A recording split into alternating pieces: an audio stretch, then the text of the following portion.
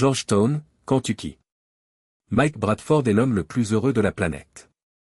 Dans 10 jours, il va épouser Angela Wilson, son grand amour et la femme avec laquelle il tiendra ses engagements et ses vœux jusqu'à la fin des temps. Dolly, Betty et Christine, les 3 amies les plus proches d'Angela, devaient servir de demoiselles d'honneur. Leurs initiales, ABCD, sont souvent utilisées pour désigner ce quatuor. Mike avait rencontré Angela pour la première fois lors du mariage de son ami Paul et de Betty. Elle était l'une des demoiselles d'honneur et il était le témoin. Ils ont rapidement commencé à se fréquenter après avoir échangé leur numéro de téléphone et, 1 an plus tard, ils ont décidé de se marier. Pendant ce temps, Christine, qui vit depuis quelques mois avec son petit ami Ron, attend avec impatience le jour où il la demandera en mariage. En revanche, Dolly avait l'habitude de sortir avec un nouveau petit ami tous les 6 mois et fréquentait actuellement un certain Rel. Angela, quant à elle, n'a pas les faveurs de Mary, la mère de Mike. Mike en était conscient mais pensait que les choses s'amélioreraient avec le temps. Il pensait qu'il s'agissait d'une forme de jalousie que certaines mères nourrissent à l'égard de leur belle-fille, ayant l'impression de perdre leur fils. Mike, fils unique, a trouvé du soutien auprès de son père, Josh, qui lui a offert une perspective plus pragmatique.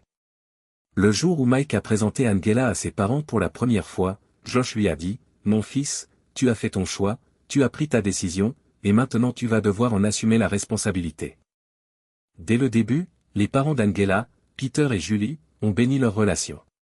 Peter s'était immédiatement pris d'affection pour Mike, tandis que Julie, bien que bien intentionnée, protégeait un peu trop sa fille. Elle insiste pour qu'Angela ne vive pas dans une maison louée et presse Mike d'en acheter une pour elle. Mike lui répondit qu'ils achèteraient une maison lorsqu'il serait prêt à fonder une famille, mais que pour l'instant, il resterait dans son appartement. Comme lors de l'enterrement de vie de jeune fille de Betty, l'enterrement de vie de jeune fille d'Angela ne devait réunir que ses 4 amis les plus proches. Il était prévu une semaine avant le mariage, mais le lieu n'a pas été dévoilé. Un soir, Mike se retrouve sur le pas de la porte de Betty. « Bonjour, Mike, lui dit Betty. Paul est aux toilettes, entrez et asseyez-vous. » Mike répond, « Merci. J'ai juste besoin de lui parler de certaines choses. » Betty le rassure, « Ne t'inquiète pas, Mike, tout va s'arranger. Je comprends ce que tu ressens, mais essaie de te détendre. » Mike acquiesce et dit, « Je sais, mais je ne veux pas de problème de dernière minute le jour de mon mariage. Si un problème survient, nous nous en occuperons. » « Ne vous inquiétez pas, » lui assure Betty. À ce moment-là, son téléphone sonne. Elle s'est excusée en disant, « Je dois prendre cet appel » et s'est dirigée vers la cuisine, ajoutant, « Paul va sortir d'un moment à l'autre. » Mike entend encore le bruit de l'eau qui coule. Après être resté seul pendant 5 minutes, il se rendit à la cuisine pour se servir un verre d'eau. Betty était sur la terrasse, lui tournant le dos et continuant sa conversation téléphonique. Après avoir rempli son verre, Mike décida de sortir prendre l'air. En s'approchant de la porte coulissante légèrement ouverte, il entendit Betty parler doucement, presque en chuchotant, bien que son ton soit teinté de frustration. « Non, non, non, dit-elle. Pourquoi ne comprends-tu pas? Nous ne pouvons pas nous permettre d'avoir 3 hommes. Ils ne commenceront à être payés qu'une fois que nous aurons quitté Louisville. Et n'oubliez pas que nous devrons également prendre en charge leur transport vers et depuis le lac Elmé Davis. » Mike se figea, les sourcils froncés, appuyés contre le mur, essayant de passer inaperçu. « Nous ne pouvons tout simplement pas dépenser autant pour les repas, les boissons et la location de chalet. N'oubliez pas qu'il n'y a que 3 façons de partager les coûts, et nous ne pouvons pas laisser Angela contribuer. C'est sa fête. 2 hommes suffiront. Je m'occuperai de toutes les courses samedi matin. Louisville, un chalet, le lac Elmé Davis. » Mike eut l'impression que le sol se dérobait sous lui. « Ce sera plus facile si nous montons tous dans mon 4x4.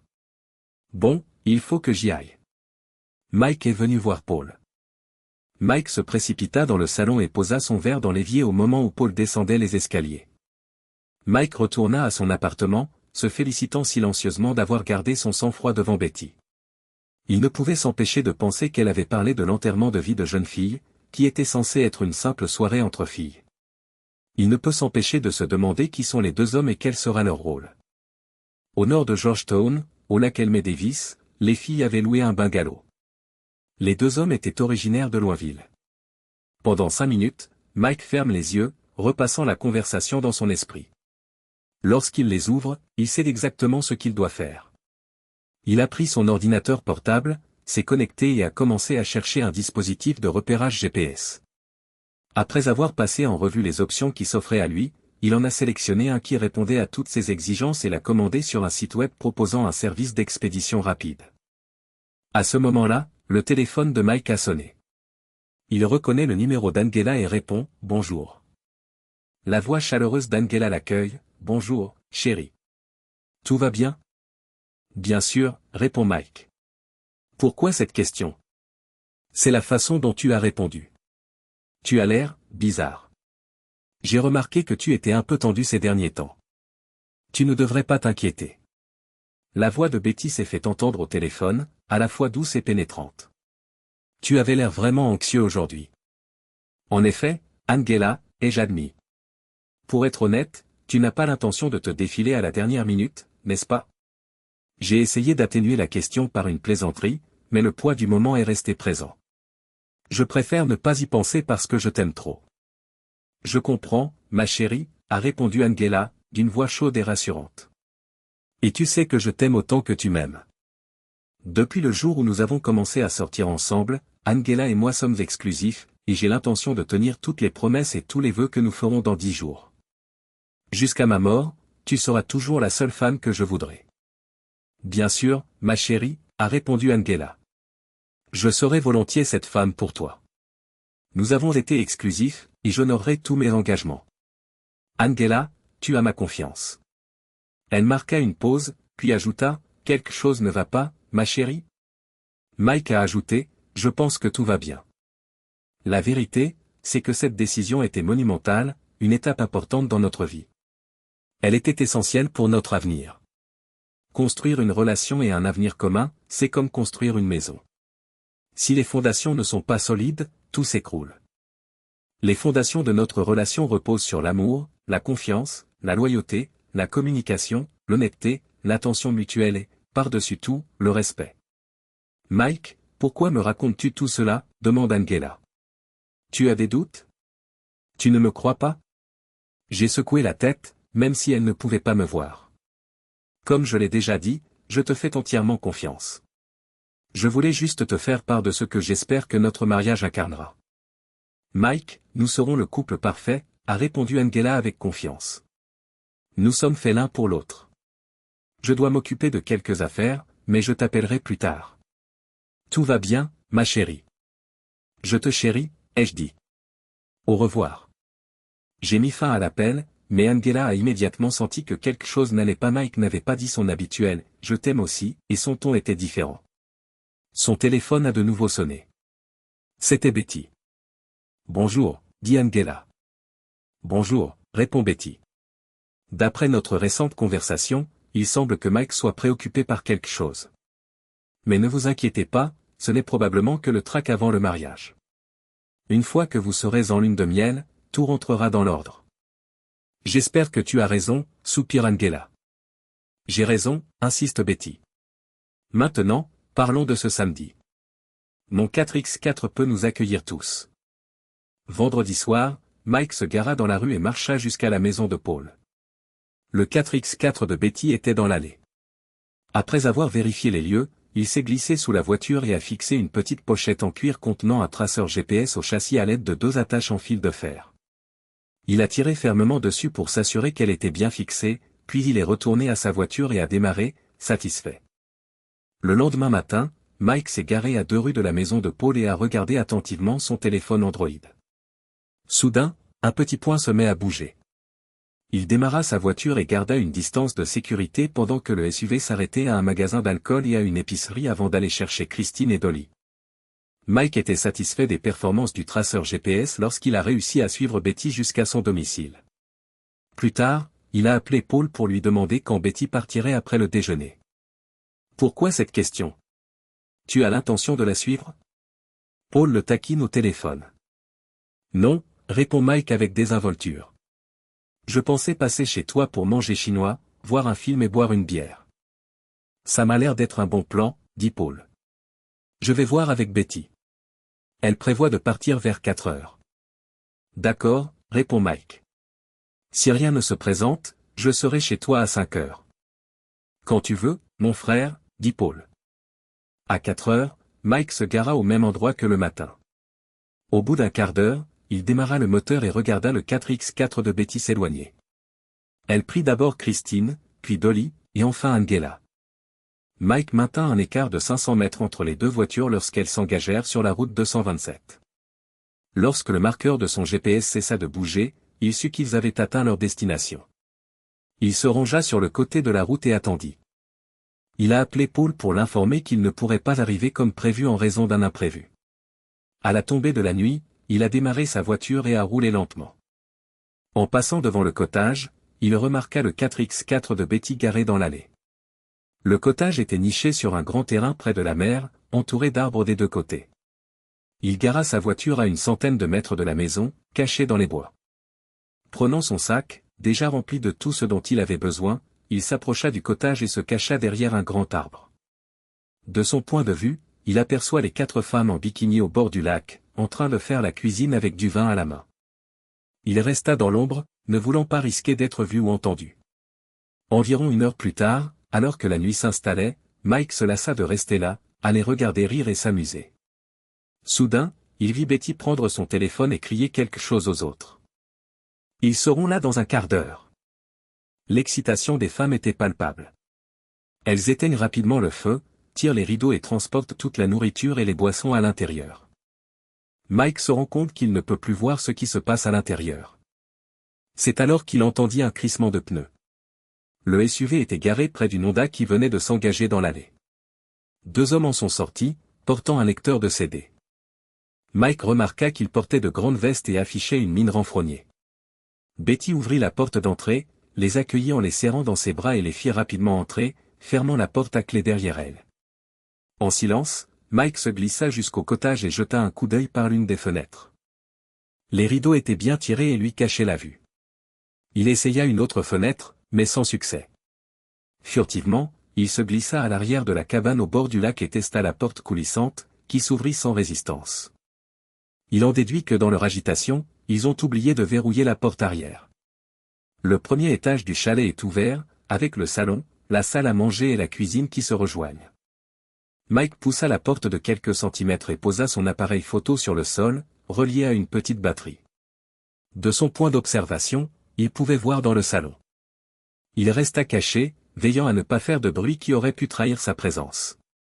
Les 4 femmes sont assises sur le canapé, serrées les unes contre les autres. La musique envahit instantanément la cabine lorsque l'un des hommes alluma le lecteur de CD. Ils se débarrassent de leurs manteaux et les jettent sur le côté, révélant qu'ils ne portent que des tongs. Les femmes échangent des regards pleins d'espoir. 2 stripteaseuses, murmure Mike sous sa respiration. Les hommes commencèrent à se rapprocher des femmes, balançant leurs hanches dans un rythme sensuel tandis qu'ils dansaient sur la musique. L'un des hommes évita habilement la tentative de Betty de le toucher, ce qui provoqua les railleries des femmes. Il taquine les femmes en répétant des gestes provocateurs, leur refusant tout contact. L'atmosphère devient de plus en plus tendue au fur et à mesure que les 4 amis se lâchent. Les hommes dansent pendant une demi-heure avant d'enlever leurs strings, ne laissant aucune place à l'imagination. Les yeux des femmes brillent d'excitation. « Qui est l'élu » demande l'une des stripteaseuses. Les 3 amis désignent Angela. « Tu ne veux pas saluer ma jeune amie » demande-t-il à Angela. « Bonjour » dit-elle en riant. « Puisque tu es son amie, que dirais-tu d'un baiser ? Allez, embrasse-le. Embrasse-le. » Les amis d'Angela gloussent tandis qu'elle se penche vers lui et lui donne un baiser rapide. « Ne sois pas timide » lui dit Betty en l'encourageant. Rougissant de nervosité et d'impatience, Angela hésite mais finit par suivre l'exemple de Betty. Betty l'encourage doucement, s'assurant qu'elle reste impliquée dans l'activité. Mike observe la scène depuis l'ombre, bouillonnant de colère. Ses poings se serrent et il lutte contre l'envie d'intervenir, se forçant à rester calme. Il devait voir jusqu'où sa fiancée, Angela, irait avec ces étrangers. « Je crois qu'il est temps que je fasse plus ample connaissance avec l'autre », remarque Betty, laissant Angela poursuivre ses tentatives maladroites. Pendant ce temps, Dolly et Christine, les autres femmes, commencent à se joindre aux réjouissances à tour de rôle. Finalement, les 4 amis s'adaptent à l'atmosphère sauvage. Elles se tenaient ensemble sur le canapé, appuyées contre son dossier, criant et riant de plaisir pendant que les hommes les divertissaient. Angela, la plus audacieuse du groupe, prit les devants, inspirant les autres à faire de même. Les hommes ont continué à changer de position, pour le plus grand plaisir des femmes. Alors que la soirée devenait de plus en plus incontrôlable, Mike avait du mal à supporter la scène. Il serra les dents, son cœur se serrant en réalisant qu'Angela, sa future épouse, s'était retournée contre lui.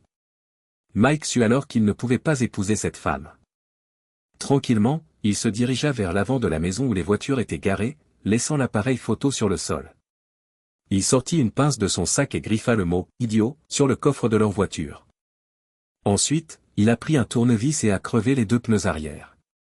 Un sourire sinistre se dessine sur son visage et il se dit, ils ne le remarqueront pas maintenant, mais à mi-chemin de Loinville, ils auront une surprise. Il se dépêcha de retourner à l'arrière du cottage. Les deux hommes, maintenant habillés et serrant leurs gains, embrassèrent profondément les quatre femmes avant de partir. Ignorant les pneus crevés, ils montent dans leur voiture et s'en vont. Betty referme la porte d'entrée et se tourne vers ses compagnes.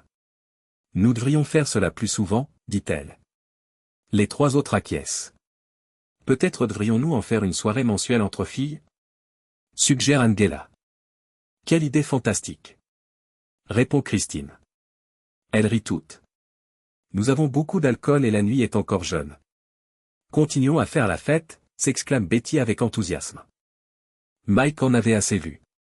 Il saisit l'appareil photo et referma la porte coulissante sans bruit.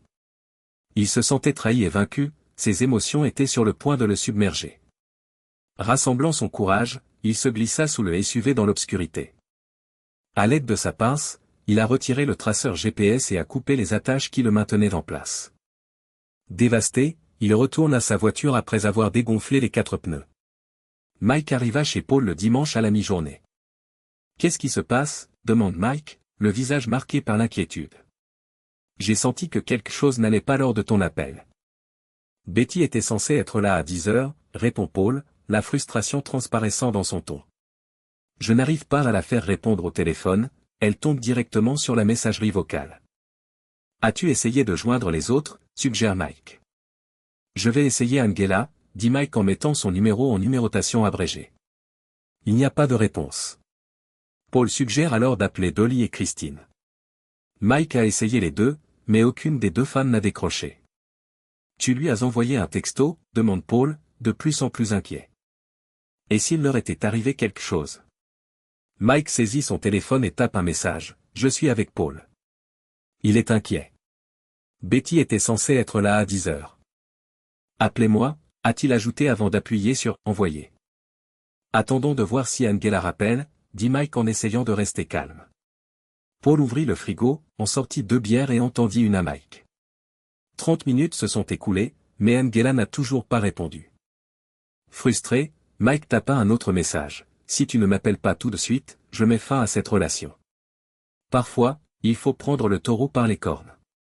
Il fait un clin d'œil à Paul et, à ce moment précis, son téléphone sonne. « Tu as perdu la tête ?» cria Angela au téléphone. « Paul et moi sommes en train de devenir fous. Aucun d'entre vous ne répondait à son téléphone ou à nos textos. » Mike répond en hurlant. Angela a commencé, mais Mike l'a interrompu. « Nous avons appelé l'assistance routière parce que nous avions un pneu crevé. Ils seront bientôt là. »« Mais où es-tu ?» demanda Mike en haussant le ton. « C'est juste un pneu crevé, ne panique pas. »« Mais sérieusement, où es-tu ?»« Calme-toi, Mike, » murmure Paul en arrière-plan. « Nous sommes au chalet près du lac Elme Davis, » dit Angela. « Dis à Betty de répondre au téléphone. Paul est en train de l'appeler. » Paul composa rapidement le numéro de sa femme et s'éloigna pour avoir une conversation privée. « Maintenant, explique pourquoi l'appel de Paul est resté sans réponse, » insiste Mike. « Nous ne voulions pas le déranger pour les pneus, » avoue Angela nerveusement. « Ce qui nous a gênés, c'est qu'aucun d'entre vous n'a répondu à son téléphone, » rétorque Mike. « Si vous aviez appelé l'assistance routière, il serait déjà en train de réparer la roue de secours. »« Alors, où êtes-vous exactement ?» Angela hésite. « Les 4 pneus sont à plat, » dit-elle finalement. « Quoi ?» Mike feint le choc. « Comment est-ce arrivé ? » Nous n'en sommes pas sûrs.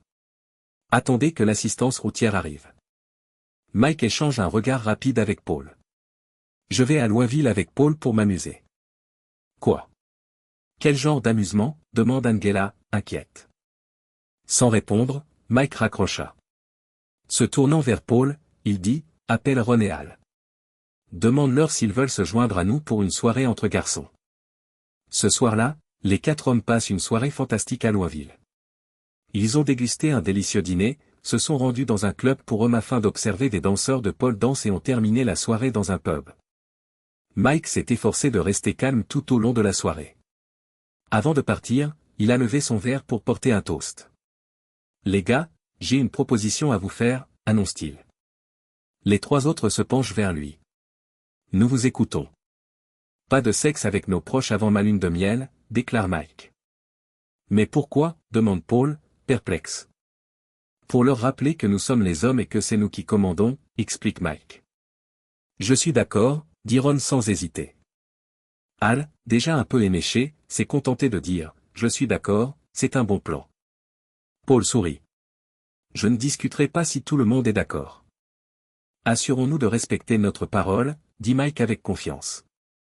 Nous le ferons, crient les 3 amis à l'unisson. Mike insiste également sur le fait que personne ne doit révéler ce qu'il a fait cette nuit-là. Le lendemain, Angela appelle Mike pour lui demander où il est allé et ce qu'il a fait avec ses amis. Betty a simplement dit à Angela que Paul était rentré tard, ivre, et qu'il s'était évanoui dans la chambre d'amis. Mike s'est dit que si les autres n'avaient pas craché le morceau, les filles ne sauraient pas la vérité. Écoute, Angela, je n'ai aucune idée de ce que tu faisais ou de l'endroit où tu étais pendant la fête. Pourquoi es-tu si curieuse à notre sujet? Nous étions au cottage, comme je vous l'ai dit tout à l'heure. Nous avons partagé des histoires abracadabrantes, dansé, mangé et bu. Vous n'avez mentionné que vous étiez à la propriété qu'après la fête, et après que nous ayons appelé plusieurs fois sans obtenir de réponse. Oh, c'est tout, rétorque Mike. Qu'est-ce que tu insinues? Que toute la ville a couché avec nous? Sa réponse fut cinglante. Il faut que je me calme, se dit-il. Non, ce n'est pas du tout ce que je voulais dire, chuchote Angela. Je sais que tu ne ferais pas une chose pareille. Tu as raison, dit Mike avec fermeté. Je n'agirai jamais de la sorte. Ne sommes-nous pas dans une relation exclusive, demande Angela, la voix teintée d'inquiétude. Absolument, la rassure Mike. Mais il y a une chose importante, nous ne devons plus communiquer avant de nous retrouver à l'église, comme le veut la tradition familiale. Quoi? Je veux honorer cela, Angela. J'espère que tu comprends. Oui, je comprends, ma chérie. Excellent. Tu peux me retrouver devant l'autel. Mike raccroche avec un clic sec, laissant Angela stupéfaite. Plus de « chérie, chérie, chérie » ou « je t'aime », dit-il froidement. Angela essaie de se convaincre qu'il s'agit peut-être simplement d'une angoisse pré-mariage. Le prêtre se tenait derrière Mike qui attendait devant l'autel. Betty, Christine et Dolly étaient les demoiselles d'honneur d'Angela, tandis que Paul, Ron et Al étaient ses garçons d'honneur. L'église est bondée de monde. Peter conduisit sa fille Angela dans l'allée tandis que la marche nuptiale commençait à jouer. Elle ressemblait à un ange dans sa robe de mariée. Nous sommes réunis ici aujourd'hui, mes chers amis, dit le prêtre en commençant le rituel. Excusez-moi, interrompt Mike. Je dois dire quelques mots avant de commencer. Ce ne sera pas long. Tout le monde se retourna pour regarder Mike avec incrédulité. Le prêtre remarqua, mon fils, ce n'est pas la procédure habituelle. Mais si c'est bref, allez-y. Mike se tourna vers Angela et adressa au prêtre un sourire poli. Merci, mon père. Veux-tu dire quelque chose, chuchote Angela, hésitante. Ne t'inquiète pas, lui répond Mike avant de s'adresser aux invités. Cela fait plus d'1 an que j'ai rencontré Angela dans cette église. Pour moi, ce fut le coup de foudre. Je me suis mis en tête de gagner son cœur après qu'elle m'a dit qu'elle était célibataire. Et c'est ce que j'ai fait. Nous sommes sortis ensemble pendant 1 an avant que je ne la demande en mariage et, comme vous le savez tous, elle a dit oui. Le prêtre sourit et secoue la tête, tandis que la foule s'esclaffe. Je t'aime, murmure Angela. Mike acquiesce. Quand nous avons commencé à sortir ensemble, nous avons convenu d'être exclusifs. J'ai tenu parole. Aujourd'hui, dans nos vœux, nous dirons 3 mots cruciaux, renoncer à tout le reste. Où veux-tu en venir, chérie, demande Angela, visiblement inquiète. Abandonner tous les autres ne signifie pas seulement ne pas tricher après le mariage, s'exclame Mike. La salle est devenue silencieuse, chacun jetant des coups d'œil confus autour de lui. La peur se lit sur les visages, Angela et ses 3 amis se figent. Paul regarde Mike avec une expression sinistre. Mike m'a menti quand il m'a appelé il y a 1 heure. Une femme sur un numéro privé m'a dit de regarder une vidéo sur un site web. Je vais partager le lien qu'elle m'a donné avec vous tous. Mike sortit son téléphone et commença à envoyer des messages. Il se tourna vers le prêtre et ajouta, « Mon père, je vous l'enverrai aussi. » De quoi parle-t-il, chuchote Betty à Angela. Quelle vidéo, demande Dolly. Je ne sais pas, s'écrie Angela. Mike poursuit, si quelqu'un n'a pas reçu le lien, vous pouvez regarder l'écran de quelqu'un d'autre. Les invités se sont regroupés par petits groupes autour de leur téléphone. Al, Paul et Ron fixent leurs écrans. Dolly, Betty et Christine s'accrochent à Angela. Mike explique que la vidéo est celle de l'enterrement de vie de jeune fille d'Angela. Il jette un coup d'œil au groupe composé de Dolly, Betty, Christine et Angela, tout immobiles. Et prêtez une attention particulière à la façon dont elles ont prévu d'organiser des événements comme celui-ci tous les mois, ajouta Mike. Je savais que c'était une ordure, s'écrie Marie. Josh secoue la tête et prend la main de sa femme. Le chaos s'installe. Adulteresse. Paul hurle sur Betty. Ne rentre pas à la maison ce soir. Je jette toutes tes affaires dans la rue. Va où tu veux avec toi-même. Je divorce. Betty fond en larmes. Je t'aime. Vous avez tous eu des rapports sexuels non protégés. Je ne sais même pas quelle maladie vous pourriez porter maintenant, s'emporte Paul. Les enfants, s'il vous plaît, calmez-vous, implore le prêtre. Vous êtes dans la maison de Dieu.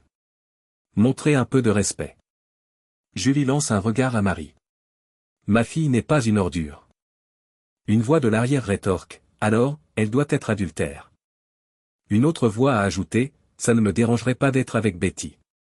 S'il vous plaît, plaide le prêtre, vous êtes dans une église. Sa voix s'élève au-dessus du bruit qui emplit la cathédrale. Voyant l'hostilité grandissante de Paul, Mike entraîne ses 3 amis vers la sortie pour éviter tout conflit. Paul, ce n'était pas mon idée. Il faut que tu me crois, tente d'expliquer frénétiquement Betty. Quoi? Dolly et Christine ont trahi tout le monde. N'oublie pas que c'est toi qui as organisé ton enterrement de vie de jeune fille, s'emporte Christine. Et j'ai dû te donner des médicaments d'urgence le lendemain, a crié Dolly. C'était une erreur, Mike. S'il te plaît, reste avec moi. S'il te plaît, Angela, je t'aime. Mike réplique, une erreur qui a pris des jours, voire des semaines, à être planifiée. N'écoute pas cette femme, Mike, dit Marie. Écoute ta mère, mon fils, ajoute Josh. Frustré, Julie se tourne vers Pierre. Dis quelque chose. Qu'est-ce que tu veux que je dise? Pierre serre les dents. Si j'étais Mike, j'aurais giflé Angela avant de la laisser devant l'autel. Sur ce, il se leva et se dirigea vers Mike. Mon fils, je suis désolé. Je suis vraiment désolé. Les larmes aux yeux, il sort de l'église. Après avoir montré la bague à Christine, Ron secoue la tête et la remet dans sa poche. Christine s'effondre en sanglots et tombe à genoux. Mike sort 2 billets d'avion et les tend à son père. Je leur ai donné le nom de maman et de toi. Le chauffeur de la limousine a déjà mes instructions.